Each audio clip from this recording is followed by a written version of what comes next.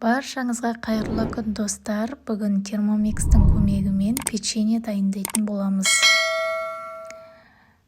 Ол үшін видеоны толығымен көріп, лайк басып, комментарий жазып, маған тіркеліп кетіңіздер. Өте дәмді печенье 50 секундта дайын болады. Ол үшін қажетті құрамдарын описаниеге жазып қалдырамын. Ең әуелі термомиксімізге ұнымызды саламыз. Үстіне қантымызды саламыз. Керек мөлшерін описаниеден көрсеңіздер болады. Үстіне қамыр қопсытқышымызды саламыз. Бір жұмыртқамызды саламыз. Және сармайымызды саламыз.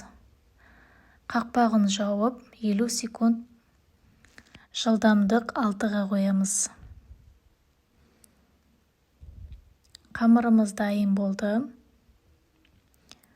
Енді қамырымызды дөңгелек формаға келтіріп, дөңгелектеп шығамыз барлығын. Барлығын дөңгелектеп болған соң, үстіне шанышқының көмегімен басып салып шығамыз. Осылай форма келтіреміз печеньемізге. Үстіне қантымызды себеміз. 180 градус қызып тұрған пешімізде 30-40 минуттай пісіріп аламыз.